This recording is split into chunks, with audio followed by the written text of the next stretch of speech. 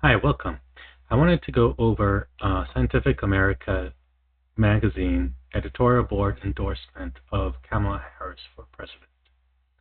Now, I don't necessarily have an issue with the editorial board deciding to endorse a candidate they believe stands more for the values that they claim the magazine stands for, which is scientific inquiry, critical thinking, objectivity, etc., etc. Problem I have is that not only have these editors over the last few years transformed this magazine more into a social advocacy rather than scientific and objective reasoning magazine, the editorial itself, which is an endorsement of Harris, is so badly written that I don't believe would pass freshman year critical thinking class. And so I think the editors really should, to save the magazine from completely destroying its reputation as a scientific magazine, should all resign as an honorable thing. And let me go through really quickly some of the major points that I think make these editors unworthy of being in charge of such a magazine that, as they say, have been around for 179 years, and there have only been 2 endorsements for presidents. And the first endorsement was against Trump in 2020, and the second endorsement of a president, again, is against Trump in 2024. So let's see what's going on here. I'm going to go through most of the article, but not all of it. It's not that long, but I want to show that in this very short article, what did they decide to emphasize? What points did they make? And how did they cite those points? And I want to show that in that short article, what they decided to do was quite literally to create lies and make a really bad argument for what could have been a very strong argument. Because, a lot of people claim there are a lot of bad things about Trump. And so what I don't understand is why most of the time when I see arguments against Trump, they are really bad arguments based on really bad premises or, again, data or claims that are very easily shown to not be true. So let's see. Let's go into this. Let's dive into this. All right. So let's see. Yeah.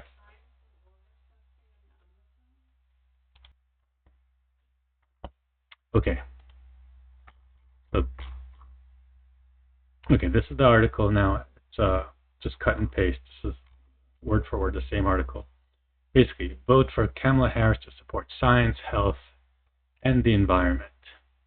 Okay. Kamala Harris has plans to improve health, boost the economy, and mitigate climate change. Donald Trump has threats and a dangerous record. Okay, that's their opinion. Now what they're doing here, and I'm going to go through this very quickly, but I'm going to read through this just the easiest way to do it. And I'm going to show that basically they're presenting 2 different futures, they claim. One, a bright future, the other, a horrible future. One for Kamala, the other Trump. Okay, so let's see what they're saying. In November election, the U.S. faces 2 futures. In one, the new president offers the country better prospects, relying on science, solid evidence, and a willingness to learn from experience. She pushes policies that boost good jobs nationwide by embracing technology and clean energy. She supports education, public health, and reproductive rights. She treats the climate crisis as an emergency it is and seeks to mitigate its catastrophic storms, fires, and droughts. Okay, that's their opinion. That's what they're presenting. That's the future that they're claiming that Harris represents, which is fine. Now, the problem I have with this endorsement comes here. In the other future, okay, now we have the new president endangers public health and safety and rejects evidence, preferring instead nonsensical conspiracy fantasies. Okay, he ignores climate crisis in favor of more pollution. Okay, okay. Now, it requires that. Okay, so now here, this is where the reputation of the magazine just went down to crap, literally. And I want to show this very carefully. So they, in this section of the second paragraph, right, where they're talking about Trump, they give their opinion about Harris, then they give certain opinions about Trump. Now here, for whatever reason, they decided to actually give citations for what they're claiming. This is where they went extremely south. So, first thing, he requires that federal officials show personal loyalty to him rather than upholding U.S. laws. Okay. The link here is to what is referred to as Trump's Schedule F plan. Now, it is real. Trump signed an executive order at the end of his last administration, with then Biden rescinded. Basically, it is something that I wish was debated and talked about in public, because it is actually a little bit troubling to me, and I would like to know more. I think a better source than what this link refers to is the Brookings Institute analysis of Schedule F, and they don't give a very good analysis of this, not a positive analysis of Schedule F. Basically, so now, but let's go back to the claim that the editors are making here, which is he requires that federal officials show personal loyalty to him rather than upholding U.S. laws. Okay, so this is false. The first part is somewhat true. What Schedule F does is, okay, so normally in the government there are 4,000 jobs right now that are political appointed jobs, that they have political bias, that the president, the administration, fills themselves. Now, there are also a little over 2 million what's called civil servant jobs. And what Schedule F does is it reclassifies a large chunk of civil service jobs outside of that classification and takes away certain protections of civil service jobs, which make it more easily make these people more easily be fired or hired. And yes, then it creates more political bias, and political loyalty might come into the picture, and that's a problem. And that's something that we need to talk about. But it does not require, as they say here, it does not, in any shape, form, requires that federal officials show personal loyalty to him rather than upholding U.S. laws. That's false. They cannot not uphold U.S. laws. It just doesn't happen. Okay, strike one. Strike two. He fills positions federal science and other agencies with unqualified ideologues. That could be debated, but that's their opinion. Okay. He goads people into hate and division. I don't like how he talks, but okay. And he inspires extremists. Okay, so now here. And he inspires extremists at state and local levels to pass laws that disrupt education and make it harder to earn a living. So there are two links here. So the first thing is he inspires extremists. So what do they mean by extremists? Because, again, it's my position that these editors are extreme leftist ideologically. And so what do they mean by extremists? Anyone on the right? So this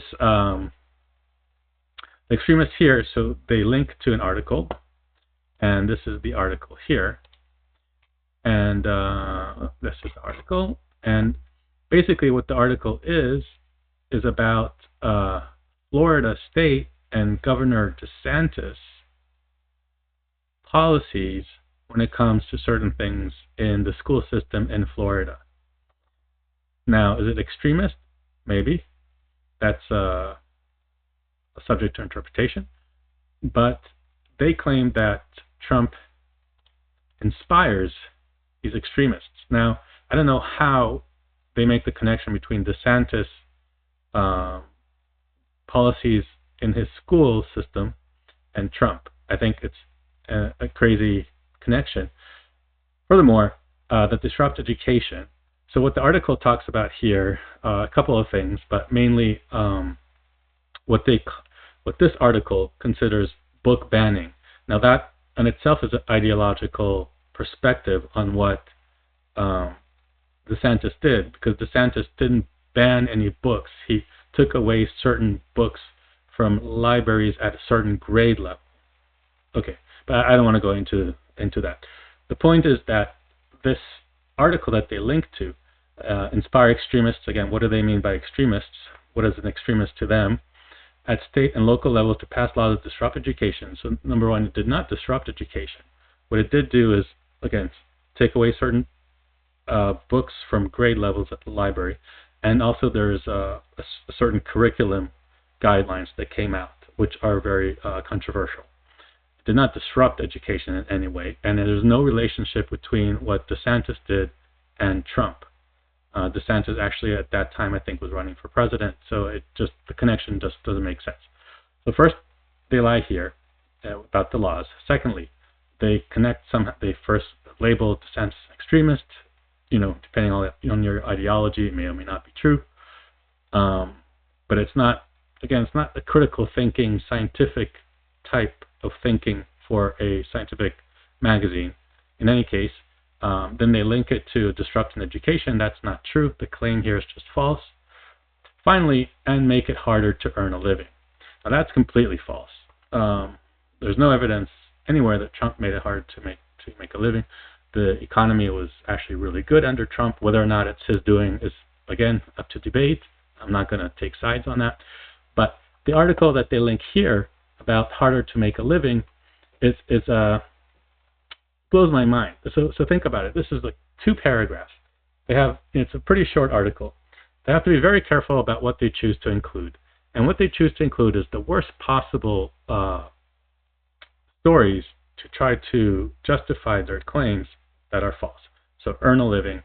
So this article is, quite frankly, I think should be used as an example in critical thinking classes about how to lie with statistics.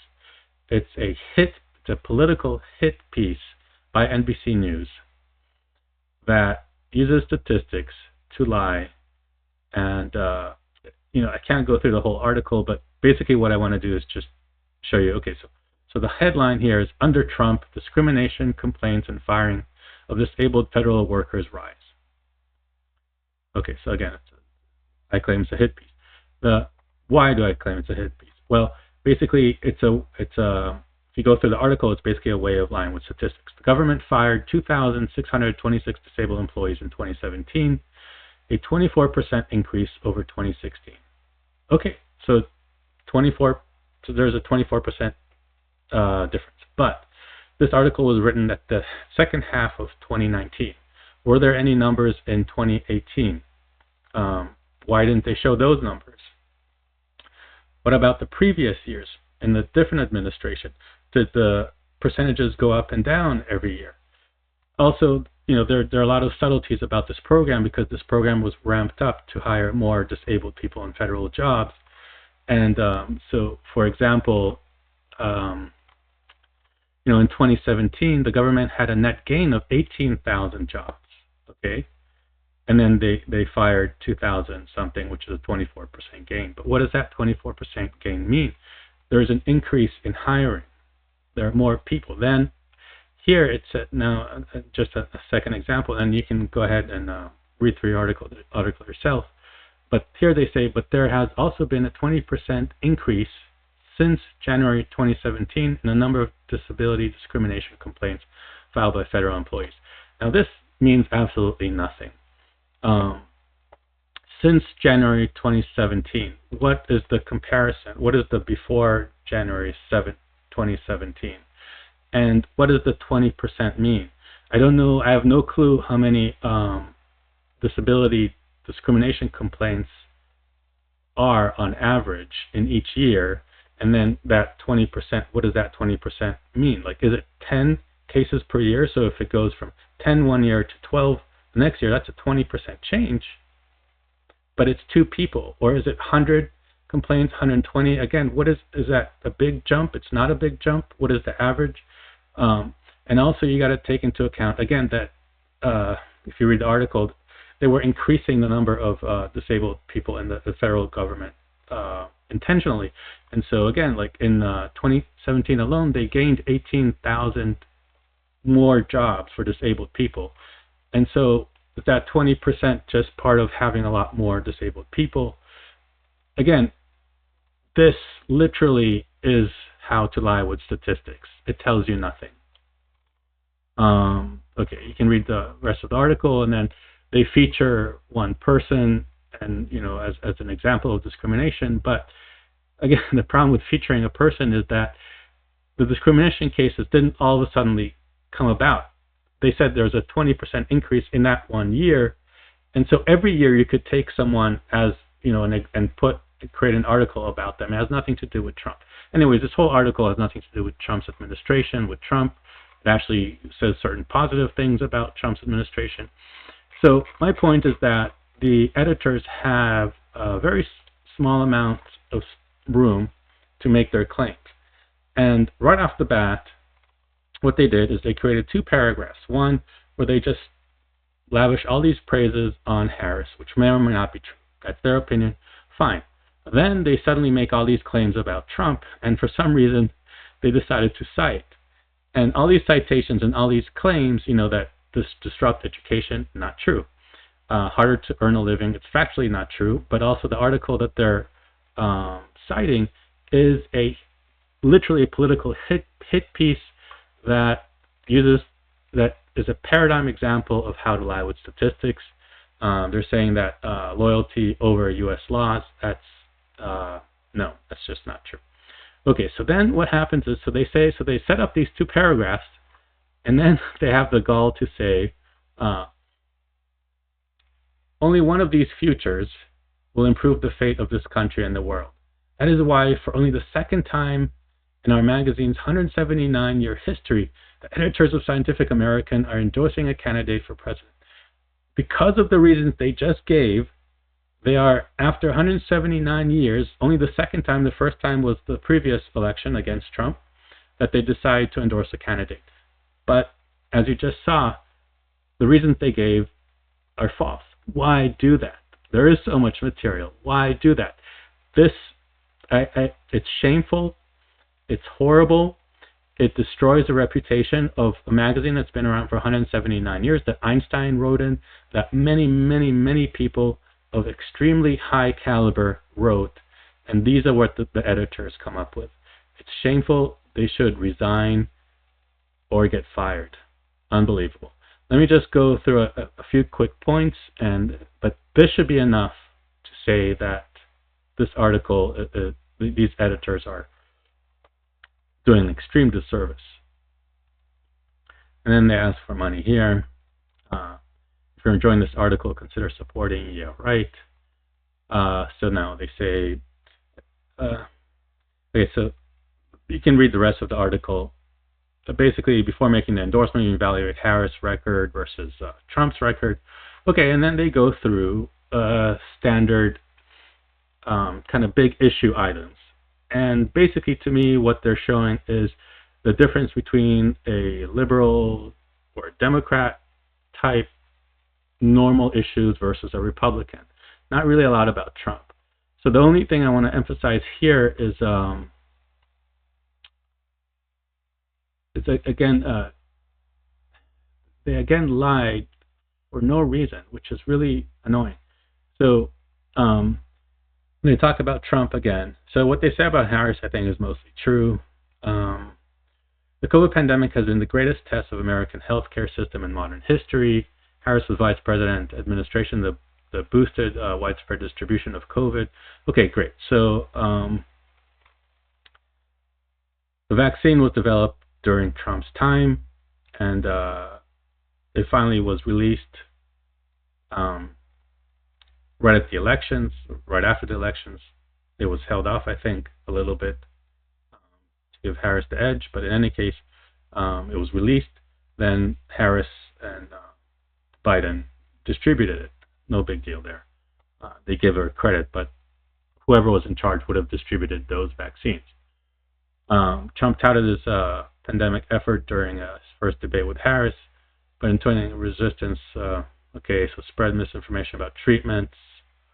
And then, I don't know why they do this, and suggested injection of bleach could cure the disease. This is factually false. They are parroting, I think CNN said this, but I'm not sure, the injection of bleach. But if you actually look at the press conference where they claim Trump said that, he never ever suggested that anyone should inject bleach to cure COVID. This is false, 100% false. The fact that they put this in a scientific magazine is shameful. It's beyond bad. And then by the end of the year, about 350 people died. Okay, so they put facts about COVID deaths. In my opinion, I don't think it would have mattered who was in charge, but some people debate that, and that's open debate. I think it's a legitimate debate whether or not there would have been less deaths if it was a different president. I don't believe so, but that's up for debate. Now here they go. Last thing, Trump plans $1 billion budget cuts to the Center of Disease Control and Prevention and the National Institute of Health, which started the COVID vaccine research program. These steps are in line with the guidance of Project 2025. This, to me, is the death knell for these so-called editors of a scientific magazine that's been around for 179 years. Project 2025 is a Democrat talking point. Okay, yes, it's a real project by the Heritage Institute, I think, a conservative think tank that's putting together policies that they would wish that the next administration would pick up. An extreme conservative blueprint for the next presidents drawn by former staffers. Yes, some of the staffers that worked for Trump did contribute to this project. It's a real project, a legitimate project, but this is not Trump's blueprint. This is not what he's gonna. He may have certain agendas or certain policies that might show up in that project. That doesn't mean that he took it out of that project.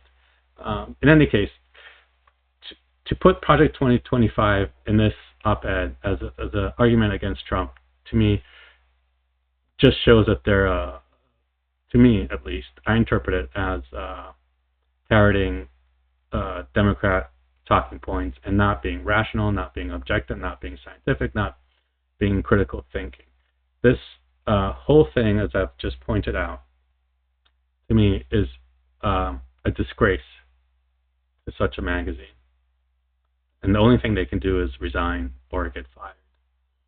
And then, okay, so the rest is reproductive rights. I don't remember the details of this, but gun safety, yes. So that's a difference in Republicans and Democrats. Environment and climate, that's, yeah, I think he said, I think it's true that climate change is a hoax. I don't agree with that, but. And then finally, again, under technology, again, under the devious and divisive Project 2025 framework, technology safeguards on AI would be overturned. This has nothing to do with Trump. Again, this is a Democrat talking point. It's unbelievable that they do this. And then they cite certain research which I don't really agree with. In any case, this is the article. So I hope my point came out clear that really just the second paragraph, it says those through citations on their own should be enough to really ask what is going on in the minds of these editors. Now, I'm going to make another video based on an article called Unscientific American. And I'm going to show that basically what these editors have done is turned this high-esteemed magazine into a social advocacy outlet that doesn't follow objectivity, scientific principles, basically, but rather follows more of a extreme leftist ideology. But anyway, I'm going to show that later. But to me, this is an example, a symptom of that type of ideology.